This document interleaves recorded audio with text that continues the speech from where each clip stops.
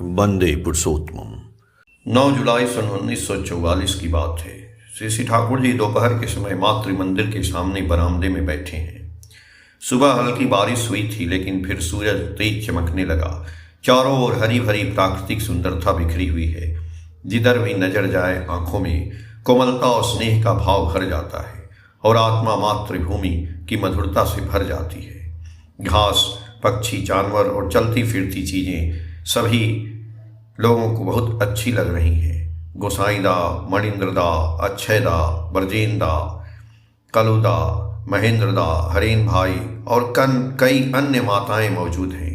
आश्रम प्रांगण में छोटे छोटे बच्चे समूह बनाकर खेल रहे हैं। कुछ युवतियां एकांत में बैठी बातें कर रही हैं। सर्वत्र सरल आराम और आनंद का प्रवाह है। श्री ठाकुर जी रामशंकर दास से गहरी रुचि में बात कर रहे हैं। श्री ठाकुर जी ने बोला कि मेरी विचारों, मेरी भावधारा का व्यापक प्रसार करना होगा। यात्रा के जरिए, रंगमंच के जरिए, साहित्य, कथा वाचन, सिनेमा, रेडियो, व्याख्यान, प्रवचन आदि के माध्यम से प्रचार प्रसार करना जरूरी है।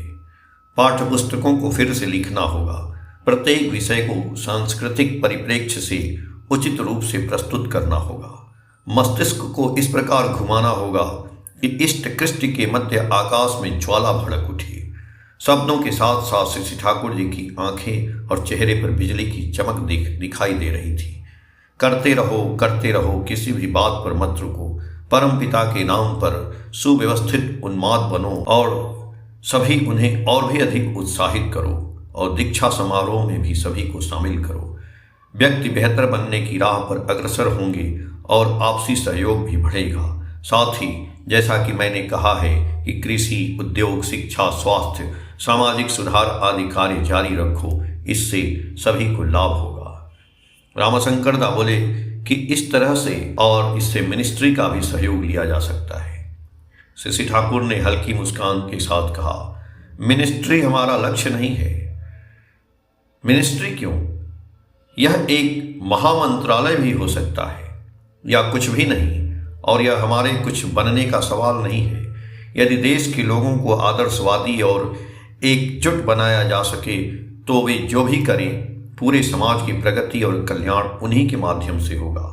सत्ता प्राप्त करने से मेरा तात्पर्य उस स्थिति का सृजन करना है। अन्यथा यदि हम कृत्रिम रूप से भी सत्ता प्राप्त कर लें तो हम उसका उचित उपयोग नहीं कर पाएंगे। इसलिए हमें अपने आदर्शों को पूरा करने के लिए उत्साहपूर्वक प्रयास करना चाहिए। जो मिले सो मिले और जो न मिले सो मिले। परिणाम स्वरूप जीवंत आदर्श सर्वोपरि होंगे और बाकी सब गौड़ होगा, और इसके लिए हमें किसी भी प्रकार के कष्ट और बलिदान के लिए तैयार रहना होगा। तभी हम किसी भी कार्य को ठीक से संभाल पाएंगे। जो लोग परिवार, समाज, देश या संसार के लिए काम करते हैं वे अक्सर इसमें उलझ जाते हैं। अच्छे काम करते हुए बुरे काम कर बैठते हैं, क्योंकि यदि कोई किसी चीज से ऊपर नहीं उठता तो वह उससे ठीक से तालमेल नहीं बिठा पाता। इसलिए जो लोग देश के लिए काम करना चाहते हैं उनसे मैं कहता हूं, पहले ईस्ट फिर देश। अगर मैं किसी भी संदर्भ में समर्पण की बात करूं तो कई लोग सोच सकते हैं कि यह मेरा जुनून है, लेकिन मैंने देखा है कि इसे नजरअंदाज करने से दिखावा तो बहुत हो सकता है पर आत्म विकास नहीं होता।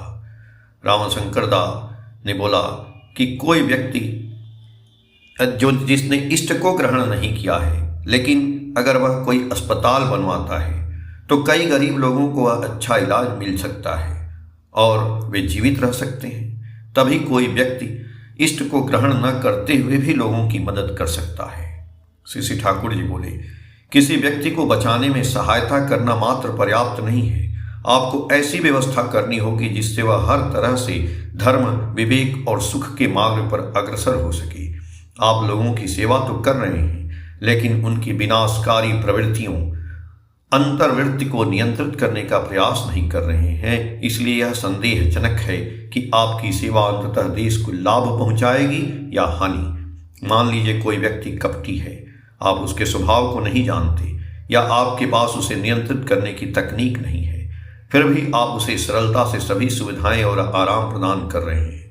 बाद में यह देखा जाता है कि उसने आपकी सुविधाओं का लाभ उठाकर आसानी से कई लोगों को बर्बाद कर दिया है।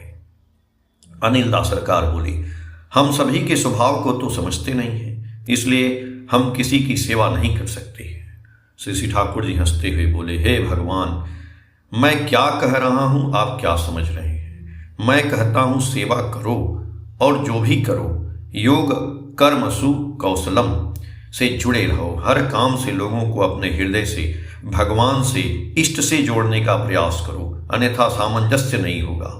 सबको जोड़ने और सामंजस्य स्थापित करने का कोई अर्थ नहीं है, फिर भी भीतर से यह समझ आ जाता है कि कौन कैसा है और किसके साथ कैसा व्यवहार करना चाहिए।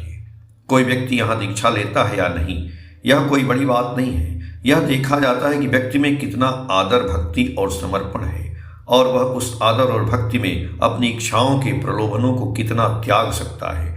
हमें मनुष्य बनना है, हमें मनुष्य का निर्माण करना है और हमें इसमें बाधा डालने वाली हर चीज को हटाना है। यही हमारा आंदोलन है। ब्रजेंद्र दास चटर्जी बोले, अगर हम सरकार से इस मामले में ब्रजेंद्र दास चटर्जी बोले कि अगर सरकार इस मामले में हमारा विरोध करती है तो क्या होगा? श्री ठाकुर जी बोले, यह संभव नहीं है। जिस प्रकार सूक्ष्म वायु दीवार को आसानी से भेज सकती है, वह दीवार को न तो नुकसान पहुंचाती है और न ही उसे रोकती है, बल्कि वह उसे स्वपोषक तत्व मानकर सहर्ष अवशोषित कर लेती है। उसी प्रकार आप भी बिना किसी संदेह के सर्वत्र व्याप्त हो सकते हैं और सभी को अपना बना सकते हैं और सभी आपको अपना बना लेंगे, क्योंकि आपकी गति का गुण ही प्रत्येक व्यक्ति का गुण है। जीवन और विकास की प्रक्रिया तेज गति से आगे बढ़ती है, इसलिए आपके सामने न कोई दीवार होगी, न पहाड़ होगा, न कोई बाधा होगी। कोई बाधा नहीं होगी, न कोई रुकावट होगा। श्री ठाकुर मधुर स्वर और सुंदर ढंग से गाने लगे, हमारी यह वसुंधरा फूलों और धन से भरी हुई है, इनमें से एक देश सभी देशों में सर्वश्रेष्ठ है। गाते गाते वे अचानक रुक गए और भावुक होकर बोले, भारत में एक ऐसी सामाजिक व्यवस्था थी जिसके कारण हर घर में एक दिव्य व्यक्तित्व का जन्म होता था, जिसे सभी पूजते थे, जिसे दुनिया भर के लोग प्यार करते थे और उससे प्रसन्न होते थे। लेकिन आज सब कुछ उलट पुलट हो रहा है। लेकिन अब चिंता की कोई बात नहीं, शुभ दिन आ गया है। भारत उठेगा, भारत चमकेगा, भारत फिर से उठेगा, भारत अपनी चमक फिर से बिखेरेगा। जब आर्य कृष्ण अपनी महिमा में स्थापित होंगे तब भारत दुनिया के लिए भगवान होगा। श्री ठाकुर जी की आंखें और चेहरा खुशी और आनंद से भरा हुआ था और वे सभी को मुस्कुराते हुए और गर्मजोशी भरे दिल से देख रहे थे। रामाशंकर दा ने भौतिकवाद और आध्यात्मिकता के विषय पे चर्चा की।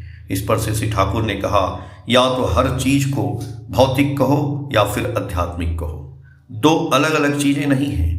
जिसे आप पदार्थ करते हैं वह आत्मा का विकसित रूप है।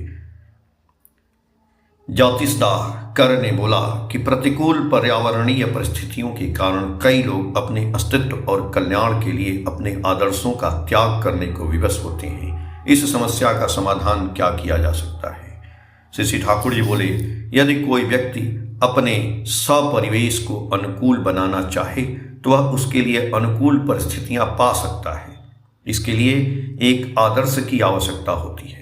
यदि व्यक्ति आदर्श के प्रति दृढ़ निष्ठा रखता है तो वह परिवेश से प्रभावित हुए बिना उसे आदर्श की ओर उन्मुख कर सकता है। और जो व्यक्ति तृप्ति के लिए आदर्श का त्याग कर देता है, क्या उसके लिए तृप्ति आदर्श से बड़ी है?